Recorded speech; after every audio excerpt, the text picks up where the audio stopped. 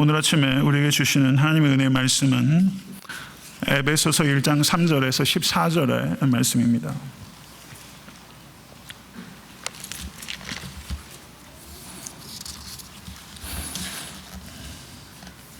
에베소서 1장 3절에서 14절의 말씀, 오늘 성경 봉독은 한번 일어나셔서 한번 읽으시겠습니까? 일어나셔서 다 같이 영광스러운 복음의 핵심입니다. 다 같이 한 목소리로 봉독하겠습니다. 찬송하리로다 하나님 곧 우리 주 예수 그리스도의 아버지께서 그리스도 안에서 하늘에 속한 모든 신령한 복을 우리에게 주시되 곧 창세전에 그리스도 안에서 우리를 택하사 우리로 사랑 안에서 그 앞에 거룩하고 흠이 없게 하시려고 그 기쁘신 뜻대로 우리를 예정하사 예수 그리스도로 말미암아 자기의 아들들이 되게 하셨으니 이는 그가 사랑하시는 자 안에서 우리에게 거저 주시는 바 그의 은혜의 영광을 찬송하게 하려는 것이라. 우리는 그리스도 안에서 그의 은혜의 풍성함을 따라 그의 피로 말미암아 속량 곧 죄 사함을 받았느니라. 이는 그가 모든 지혜와 총명을 우리에게 넘치게 하사 그 뜻의 비밀을 우리에게 알리신 것이요 그의 기뻐하심을 따라 그리스도 안에서 때가 찬 경륜을 위하여 예정하신 것이니 하늘에 있는 것이나 땅에 있는 것이 다 그리스도 안에서 통일되게 하려 하심이라. 모든 일을 그의 뜻의 결정대로 일하시는 이의 계획을 따라 우리가 예정을 입어 그 안에서 기업이 되었으니 이는 우리가 그리스도 안에서 전부터 바라던 그의 영광의 찬송이 되게 하려 하심이라. 그 안에서 너희도 진리의 말씀 곧 너희의 구원의 복음을 듣고 그 안에서 또한 믿어 약속의 성령으로 인치심을 받았으니 이는 우리 기업의 보증이 되사 그 얻으신 것을 속량하시고 그의 영광을 찬송하게 하려 하심이라. 아멘. 하나님의 말씀입니다. 모두 자리에 앉으시기 바랍니다.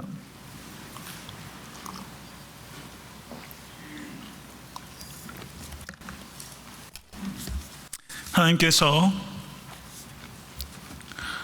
부족한 종을 온전한 말씀에 정결하고 능력 있는 통로로 사용해 주시기를 간절히 기도하는 마음으로 말씀 증거합니다. 에베소서 1장 3절에서 14절의 말씀은 성삼위일체 하나님께서 하신 일을 사도 바울이 찬미하고 있는 말씀입니다. 간단히 표현하면 노래로 표현된 복음이라고 할 수 있습니다.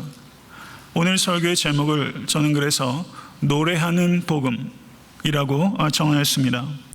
이 부분은 긴 복문의 형태로 이루어져 있고 무려 201개의 단어로 이루어진 단 하나의 문장입니다. 신약 성경에서 가장 복잡한 문장이라고 정평이 나 있는 본문, 어떤 신학자는 기괴한 문장이다라고 평가하고 있을 만큼 이 문장은 복잡합니다. 이 3절에서부터 14절까지 이어지는 이 문장은 관계사절들과 분사구문, 전치사 구들과 동의어들이 마치 나선형처럼 계속해서 꼬리에 꼬리를 물고 이어지고 있고 형용사에 형용사를 더하고 부사에 부사를 겹치면서 지속적으로 사도 바울이 끝도 없이 성삼위일체 하나님을 찬미하고 있는 부분이 바로 오늘의 영광스러운 본문입니다. 사도 바울께서 이러한 형식을 취하여 성삼위일체 하나님을 찬미한 이유는 하나님의 구원의 역사를 사도 바울이 이야기하면서 사도 바울은 차분해지는 것이 도저히 불가능할 만큼 그의 심장이 뜨겁게 뛰었기 때문입니다. 사도 바울은 성삼위일체 하나님께서 하신 일을 기록해 나가면서 어느 순간 논리적으로 표현하는 것을 포기해버리고 마치 증기기관차가 뜨거운 증기를 하늘 높이 솟구쳐 하얀 증기가 하늘로 솟아오르는 것처럼 마치 엄청난 양의 물이 굉음을 내면서 땅 위로 쏟아져 내리는 것처럼 사도 바울은 성삼위일체 하나님께서 하신 일에 대한 찬미를 쉴 수 없이 격정을 가지고 토해내고 있는 본문이 바로 오늘 본문 말씀 1장 3절에서 12절의 말씀입니다. 저는 사도 바울께서 이러한 방식으로 성삼위일체 하나님께서 하신 일을 표현하고 있는 것이 매우 적절하다고 느껴지고 그리고 매우 제게도 감동적입니다. 성도 여러분, 하나님께서 하신 일에 대한 최초의, 최선의, 최고의 반응은 논리가 아니라 찬양입니다. 성도의 삶의 가장 두드러진 특징은 찬양이고, 성도와 그리스도가 없는 자를 구별하는 가장 단연코 특징되는 삶은 성도의 찬양입니다. 사도 바울은 성부, 성자, 성령 하나님을 순서대로 모두에게 영광을 돌리고 있습니다. 3절에서 6절까지는 성부 하나님을 찬미하고 있고, 7절에서 12절은 성자 예수님을 찬미하고 있고, 13절에서 14절은 성령 하나님을 찬미하고 있습니다. 3절에서 사도 바울은 그 하나님을 향한 그 간절한 사랑을 이렇게 토하기 시작합니다. 찬송하리로다. 하나님 곧 우리 주 예수 그리스도의 아버지께서 그리스도 안에서 하늘에 속한 모든 신령한 복으로 우리에게 복 주시되. 이 말씀은 3절에서 4절까지의 내용을 요약하는, 말하자면 타이틀과 같은 구절이고, 여기에는 성부, 성자, 성령, 삼위일체 하나님이 모두 등장하고 있는 구절입니다. 성도 여러분, 우리에게 복을 주실 수 있는 분은 성부 하나님이십니다. 그리고 진정한 복은 그리스도 예수 안에 있습니다. 그리스도 밖에 있는 복은 복같이 보이지만 사실은 거짓된 것이고, 다 지나가는 것이고, 다 없어지는 것에 불과한 것입니다. 그리스도 안에 있는 복은 신령한 복입니다. 이 복은 땅에 속한 복이 아닙니다. 이 복은 우리에게 진정한 만족을 가져다주는 복입니다. 이 복은 참된 복입니다. 그리고 이 복을 성령 하나님께서 각 사람에게 가져다 주십니다. 4절에서부터 사도 바울은 이 하늘에 속한 신령한 복에 대해서 상세하게 말하기 시작합니다. 이 복들은 우리의 인생의 어느 한 시점에 있었던 추억거리가 아니라, 이 복은 과거와 현재와 미래를 망라하는 복입니다.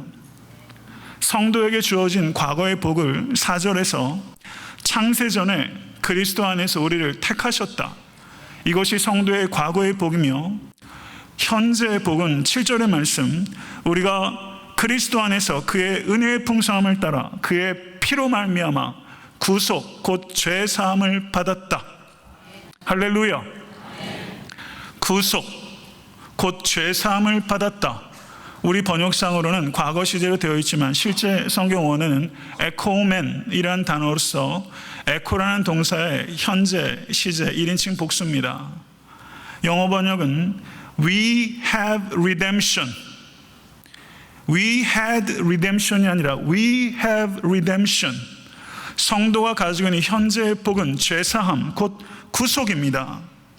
그리고 성도에게 주어질 미래의 복은 10절에 기록되어 있습니다. 그리스도 안에서 모든 것이 통일될 것입니다. 성도 여러분, 각자에게, 성도에게 주어진 과거의 복은 택하심이고, 우리에게 주어진 현재의 복은 구속 곧 죄사함이며, 우리에게 주어질 미래의 복은 통일입니다. 연합입니다. 저는 조금 후에 통일 곧 연합의 의미에 대해서 상세하게 말씀드릴 것입니다. 성도 여러분, 하나님께서 나를 택하심은 창세전에 결정된 것입니다. 믿으십니까? 이것을 믿게 된 것은 우리의 지식으로 된 것이 아니라 성령의 은혜로 우리에게 주어진 것입니다. 하나님께서 창세전에 나를 택하셨다는 것은 하나님의 택하심이 역사적으로 우연히 발생한 일이나 내가 가지고 있는 어떤 조건이나 내가 한 행위에 근거한 것이 아니라, 내가 존재하기도 전에 하나님께서 택하셨기 때문에 나를 택하여 주신 것은 전적인 주권적인 하나님의 은혜의 선물이라는 것을 의미하는 것입니다. 이것을, 이 택하심의 의미를 진정으로 깨닫는 성도의 반응은 하나님의 택하심에 대하여 자랑하는 것이 아니라 그 택하심에 대하여 감격하는 것이고, 그 택하심에 대하여 감사하는 것이고 우리가 자랑할 것은 단 하나, 우리 주 예수 그리스도의 십자가뿐입니다. 사랑하는 성도 여러분, 하나님께서 나를 주권적으로 창세전에 택하여 주셨습니다. 이 사실을 우리가 경험적으로 입증할 수 없습니다. 그러나 성령께서 그것을 믿게 하셨고, 그리고 은혜 안에서 우리는 경험하고 있는 자들입니다. 하나님께서 주권적으로 나를 택하신 목적은 거룩하고 흠이 없게 하시기 위함입니다. 이것은 하나님께서 나를 택하셨을 때 나는 거룩하지도 않았고 흠이 없지도 않았다는 것을 전제하는 것입니다. 거룩하고 흠이 없는 삶은 구원의 조건이 아니라 구원의 목적이라는 것을 우리는 다시 한번 오늘 본 말씀을 통해서 깨달아야만 하는 것입니다. 사랑하는 성도 여러분, 우리 모두는 은혜로 구원받은 성도입니다. 아멘. 믿으십니까? 은혜로 구원해 주신 것에 대하여 성도의 마땅한 반응은 거룩한 삶입니다. 거룩한 삶이 구원받은 성도의 객관적인 증거입니다. 성도 여러분, 하나님께서는 우리를 먼저 자녀 삼아 주셨어요. 그 다음에 자녀답게 살라고 말씀하시는 거예요.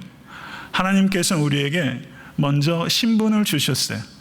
여러분, 미국 시민권 그거 달러 그러면 얼마나 어려워요. 그런데 천국 시민권은요, 그냥 우리에게 주신 거예요. 너무 쉬워서 믿기가 어려운 거예요.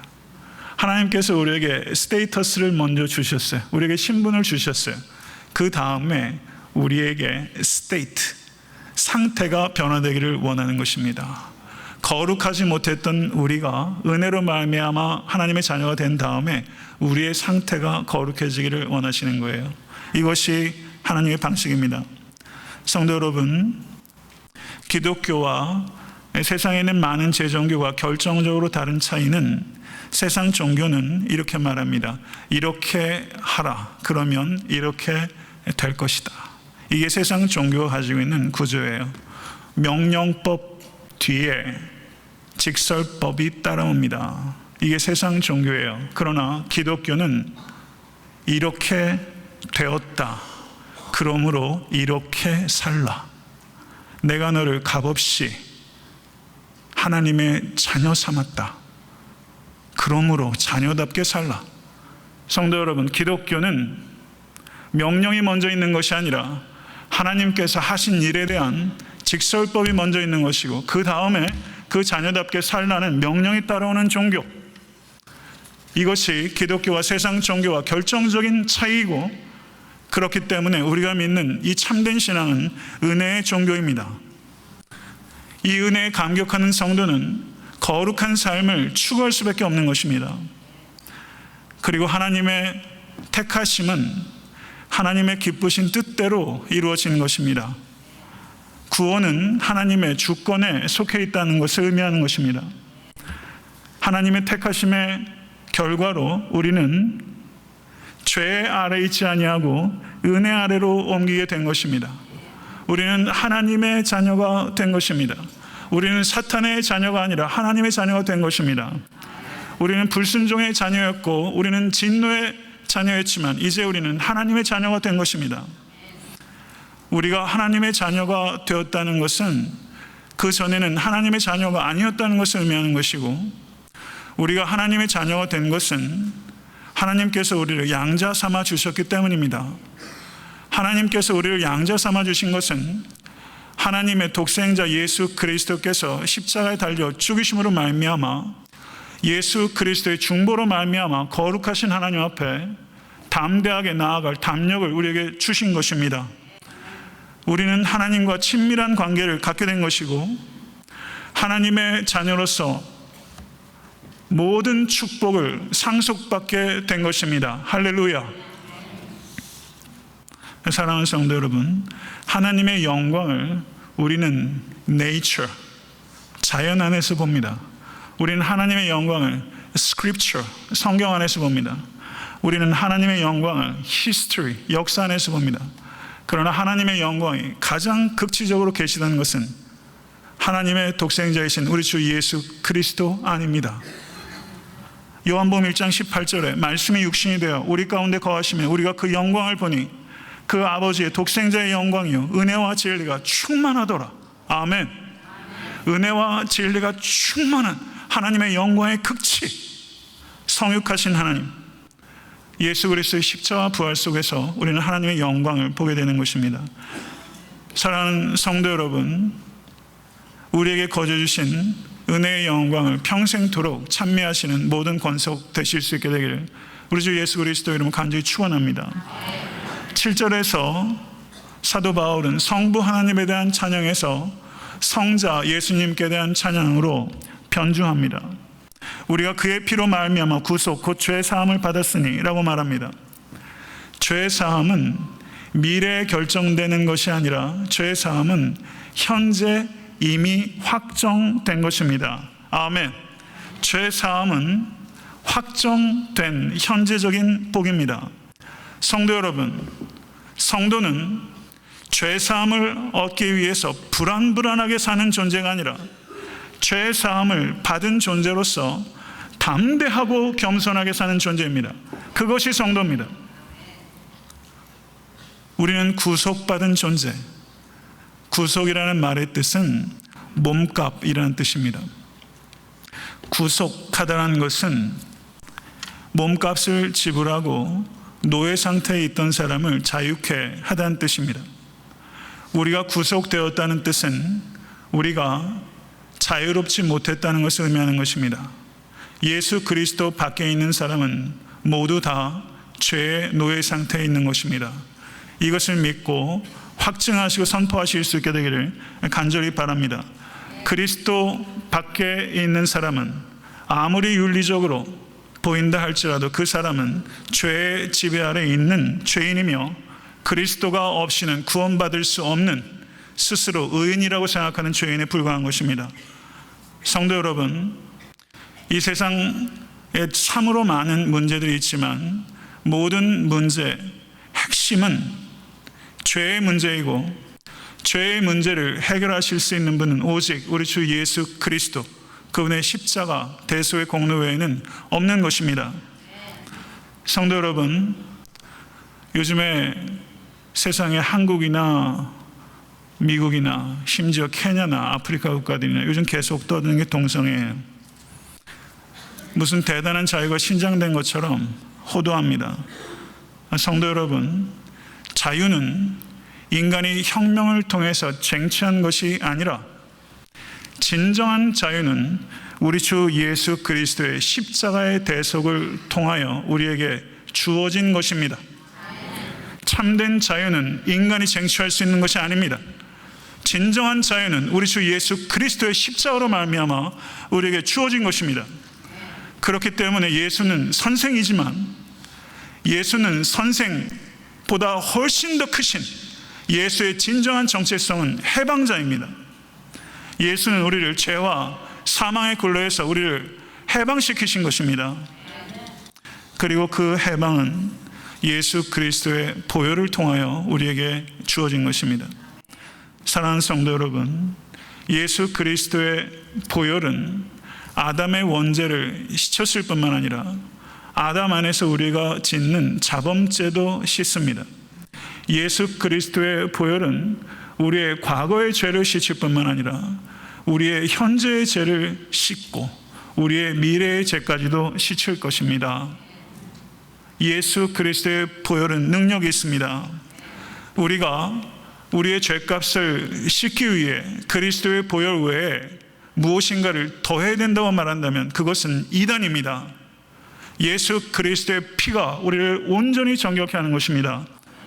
사랑하는 성도 여러분, 그리스도의 보혈로 우리를 자유케 하신 해방자이신 예수께서는 자유로워진 그리스도인들이 이 악한 세대의 특징인 불안과 불만, 이기심과 탐욕, 교만 속에 사로잡혀 살기를 원치 않으시고 우리는 이 세대 속에 살고 있지만 그리스도인들은 오는 세대의 가치와 능력을 맛보며 오는 세대의 가치를 이 세상에서 실현하도록 부르심을 받은 존재라는 것을 기억하실 수 있기를 간절히 축원합니다.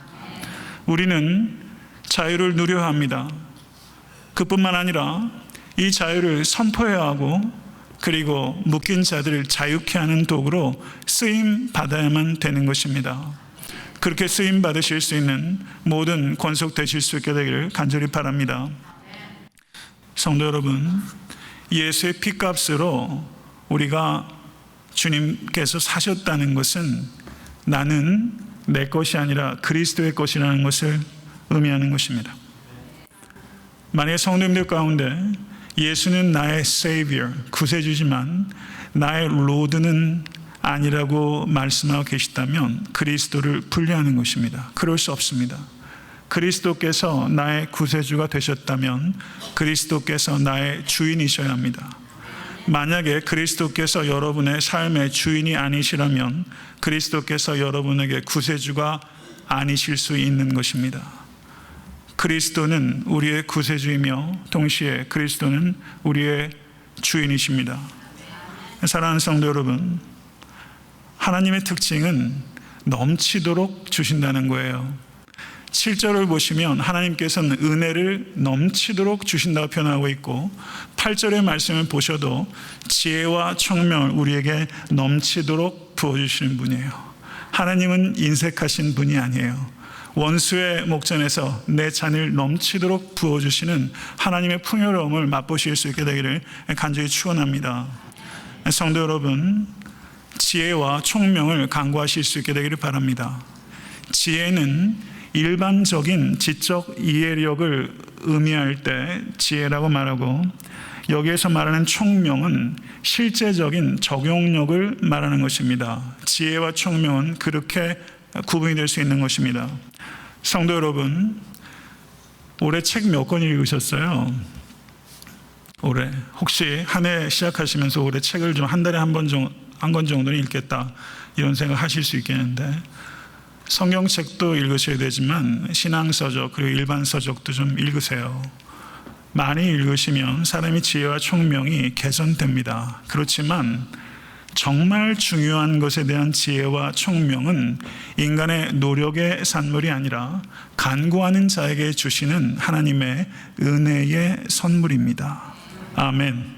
사랑하는 성도 여러분, 저는 목회자로서 이 자리에 계시는 성도님들께 하나님께서 하늘문을 열어주시사 지혜와 총명을 부어주시기를 간구합니다. 성도 여러분, 그 일을 위해 간구하실 수 있게 간절히 바라고, 이 자리에 청년들도 많이 있는데 정말 지혜와 총명이 넘칠 수 있게 간절히 축원하며 여러분의 자녀들이 지혜와 총명으로 가득 찰 수 있게 되기를 간절히 바랍니다. 성도 여러분, 하나님께서는 그 뜻의 비밀을 우리에게 알리십니다. 그 뜻의 비밀은 하늘에 있는 것이나 땅에 있는 것이 다 그리스도 안에서 통일되는 것입니다. 이것을 하나님께서 예정하셨고 하나님의 때에 성취하실 것입니다. 성도 여러분, 세상 돌아가는 일들 보게 되면, 그리고 자연 환경을 보게 되면 성도 여러분, 무의미하게 보이고 무목적하게 보입니다. 허무하다고 느낀 적이 없다면 사실은 문제일 수 있습니다. 너무나 무의미하게 보이고 무목적으로 보일 때가 많이 있습니다. 그러나 사랑하는 성도 여러분, 우리의 눈에 육안으로 그렇게 보인다 할지라도 성도 여러분, 그 이면의 모든 것들은 하나님의 계획 가운데 하나님의 영광을 위하여 한치의 오차도 없이 진행되고 있다는 것을 믿으실 수 있게 간절히 축원합니다. 우주는 무에서 시작해서 무로 돌아가는 것이 아니라 하나님으로부터 시작해서 주께로 돌아가게 될 것입니다. 성경에서 비밀이라고 말하고 있는 성경 원어는 무스테리온, 이 단어에서 미스테리라는 단어가 나왔는데 에베소서에서 이 무스테리온이라는 단어가 6번 등장합니다. 에베소서 3장에 무스테리온, 비밀이라는 말이 사용됐을 때는 이방인들과 유대인들이 하나님의 거룩한 교회 안에 포함돼서 이방인과 유대인의 장벽이 무너지고 하나님의 동일한 권속이 된 것을 사도 바울께서 무스테리온, 비밀이라고 표현한 것입니다. 유대인과 이방인들은 절대 같은 자리에서 예배 드릴 수 없는 존재입니다. 그러나 예수 그리스도께서 화목제물로 쓰임 받으심으로 말미암아 유대인 그리스도인과 이방인 그리스도인 사이에 무스테리온, 진정한 연합이 이루어진 것이 비밀입니다. 성도 여러분, 이 비밀은 역사의 끝에 있게 될 하나님의 역사를 맛보게 합니다. 그때는 유대인과 이방인들만이 아니라 그때에는 모든 인간들이, 모든 피조물들이, 모든 우주에 속한 것들이 다 하나님의 그리스도의 발 앞에 굴복하게 될 것이고 하나님의 뜻대로 모든 것들이 완성되게 될 것입니다. 우주적인 대연합이 이루어질 것을 사도 바울께서는 예수 그리스도의 피 위에 세워진 교회 안에 이방인과 유대인들이 하나 되는 것을 통해서 예시적으로 맛보고 있다는 것을 무스테리온, 비밀이라고 말하고 있는 것입니다. 사랑하는 성도 여러분, 아담의 범죄로 말미암아 이 세상에 무질서와 혼돈과 공허가 들어왔습니다. 그러나 모든 것들이 예수 그리스도의 발 앞에 굴복하게 될 것이며 마지막 때에는 완전한 질서와 조화와 아름다움이 회복될 것입니다. 이것이 우주의 결국입니다. 역사의 끝입니다. 이것을 믿으실 수 있게 간절히 바랍니다. 그런데 성도 여러분, 오늘 사도 바울이 이 쏟아내는 3절에서부터 이 14절의 이 위대한 노래하는 복음을 사도 바울이 어디에서 쓰고 있냐면요, 로마의 감옥에서 쓰고 있어요. 사도 바울의 손발은 지금 착고에 묶여 있어요. 그런데 사도 바울의 몸은 묶여 있지만 사도 바울의 영혼은 그 어느 때보다도 자유로워요. 사도 바울은 4절에서 창세 전이라는 시간을 보고 있습니다. 그리고 사도 바울은 9절에서 때가 찬이라고 말하면서 역사의 종말을 보고 있어요. 창세전이라는 시간에서 역사의 종말이라는 시간을, 영혼과 영혼을 사도 바울이 지금 아우르고 있습니다. 그리고 이 영혼과 영혼이라는 이 축 위에, 축 사이에 사도 바울은 지금 성도가 가지고 있는 복인 구속, 곧 죄사함에 대해서 묵상하고 있으며 성도로서 마땅히 되어야 하는 바, 거룩하고 흠이 없는 삶에 대해서 사도 바울은 선포하고 있는 것입니다. 사랑하는 성도 여러분, 감옥에 갇혀있는 사도 바울의 시야는 경이로운 것입니다. 성도 여러분, 사탄은 우리를 위축시킵니다. 그러나 사랑하는 성도 여러분, 하나님의 은혜가 내게 임하면 시야가 넓어져요. 시야가 넓어지고 더 넓어져서 한 치 앞도 못 볼 것 같은 좁은 시야가 넓어져서 창세전과 그리고 역사의 종말을 아우르는 이 시야. 사랑하는 성도 여러분, 마음을 넓게 하시는 모든 권속 되실 수 있게 되기를 우주 예수 그리스도 이름으로 간절히 축원합니다. 오늘 한번 저를 따라서 한번 시야를 넓히는 연습을 우리 같이 했으면 좋겠어요. 우리는 그걸 따라 과거의 택하심을 돌아보고 미래에 온전케 하시는 통일을 내다보고, 돌아보고 내다보는 게 성도예요. 과거의 택하심을 돌아보고 미래에 온전케 하신 통일을 내다보며 그 사이를 우리가 살아가고 있어요. 그리고 현재의 복락인 구속을 기억하며 거룩한 삶의 소명에 충실하게 사는 것, 그게 성도의 삶입니다. 그게 저의 삶이어야 합니다. 사랑하는 성도 여러분, 하나님께서는 인간뿐만 아니라 교회와 사회와 모든 피조 세계를 아우르는 원대한 비전을 가지고 계시고 그 모든 것들이 하나님의 섭리 가운데 온전히 회복될 것입니다. 이 세상의 모든 것들이 하나님의 영광의 전시장입니다. 자연과 역사와 그리고 나의 삶이, 그리고 우리의 결혼관계가 영광의 전시장입니다. 사랑하는 성도 여러분, 우리는 구원을 하나님의 관점에서 이해해야만 하는 것입니다. 우리가 구원을 지나치게 개인적인 차원으로 좁혀버렸기 때문에 예수 믿어 나 하나 천국 가는 것이 우리의 신앙이라고 말한다면 성도 여러분, 그거는 성경적이지 못한 이해입니다. 그건 매우 부족합니다. 성도 여러분, 구원을 우주적인 차원에서까지 이해하실 수 있는 여러분과 제가 될 수 있게 간절히 바랍니다. 그럴 때 우리는 수동적인 자세로 살아갈 수 없으며 주체적인 책임을 가지고 문화 속에서, 정치 속에서, 사회 속에서 경제적인 상황 속에서 우리는 하나님의 나라를 주체적으로 확장시키는 일에 능동적으로 참여할 수 있게 되는 것입니다. 사랑하는 성도 여러분, 그리스도인의 책임은 복음을 증거하는 데서 그치는 것이 아니라 이 세상이 보다 더 나은 세상이 되도록 우리의 삶을 헌신하는 것으로 이어져야만 되는 것입니다. 이제 마지막 변주에 도착했습니다. 13절에 도착한 것입니다. 성자 예수님께 대한 찬양에서 성령 하나님께 대한 찬양으로 변주됩니다.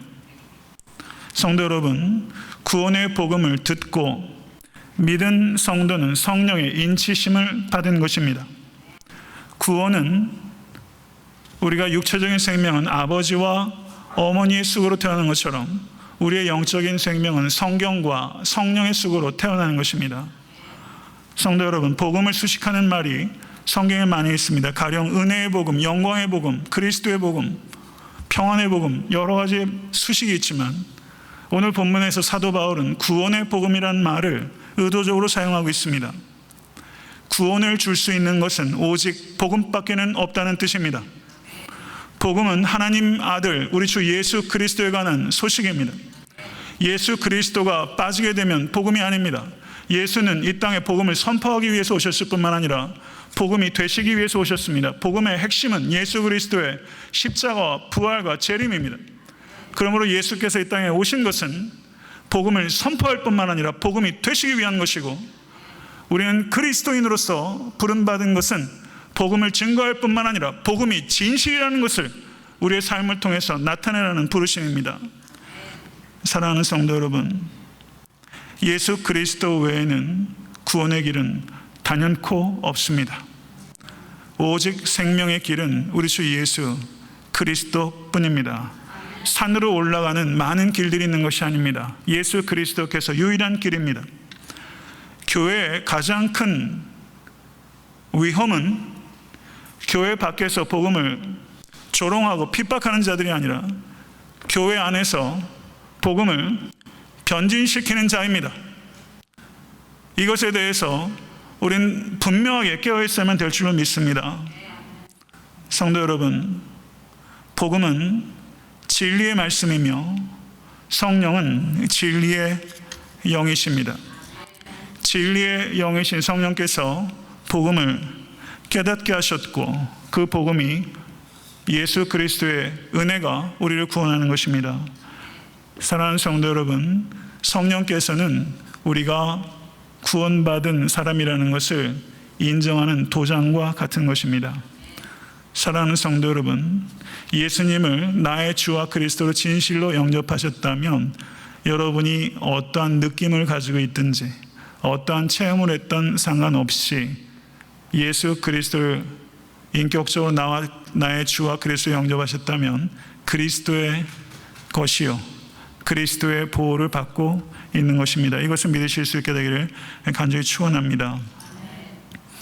성도 여러분, 하나님께서는 하나님의 자녀들에게 기업을 상속시키십니다. 하나님의 자녀들이 상속하게 될 기업은 하나님의 것들과 그리고 하나님조차 우리가 온전히 소유하게 될 것입니다. 이것이 우리가 갖게 될 기업입니다. 우리가 상속하게 될 기업에 대한 보증금으로 하나님께서 우리에게 성령을 주신 것입니다. 성령은 우리가 그것을 보증받았다는 것을 나타내는 것입니다. 사랑하는 성도 여러분, 말씀을 맺겠습니다. 사도 바울은 14절에 마지막으로 그의 영광의 찬송을 위하여 라고 말하고 있습니다. 성부, 성자, 성령 하나님을 영화롭게 하는 것이 성도의 삶의 목적입니다. 여러분의 삶의 목적이 되실 수 있게 되길 간절히 축원합니다. 하늘의 모든 신령한 복이 성도인 나에게 주어진 것입니다. 창세전에 우리 각 사람이 택하심을 받았고 지금 죄사함을 가지고 있으며 인간을 포함한 모든 우주의 피조물들이 주 앞에 복종하게 될 것이고 온 역사가 완성되고 모든 피조물들이 회복될 것이며 성도는 그리스도의 성품을 담게 될 것이고 주께서 강림하실 때 그리스도의 몸을 담게 될 것이며 하나님께서 자녀에게 약속하신 모든 기업을 상속받게 될 것입니다. 성도는 이 소망을 가지고 살아가며 거룩하고 흠이 없게 살아갈 수 있는 능력을 가지고 있는 자입니다. 이 모든 일들을 하신 성삼위일체 하나님께 우리가 마땅히 돌려야 되는 것은 최선은, 최고는, 최초의 일은 찬양입니다. 성도 여러분, 성도는 세상에서 들을 수 없는 노래를 가지고 있는 사람입니다. 성도만이 부를 수 있는 노래가 있는 것입니다. 이 노래는 오히려 큰 바위를 만나게 되면 더 깊고 더 넓어지고 더 아름답고 더 맑은 소리를 내는 것입니다. 저는 여러분과 저의 삶 가운데 사도 바울이 오늘 3절에서부터 14절까지 폭포수처럼 쏟아냈던 그 성삼위일체 하나님에 대한 찬양이 여러분과 저의 삶 전체를 통해서 터져 나오게 되기를 우리 주 예수 그리스도 이름으로 간절히 축원합니다. 이제 성부께서 계획하시고 성자 예수님께서 성취하시고 그리고 성령 하나님께서 우리에게 적용하신 이 구원에 대해서 기억하며 또 의미를 새롭게 하고 또 한 몸이신 그리스도의 몸에 참여한 자로서 우리의 연합을 새롭게 할 수 있는 성찬 예식을 거행하고자 합니다.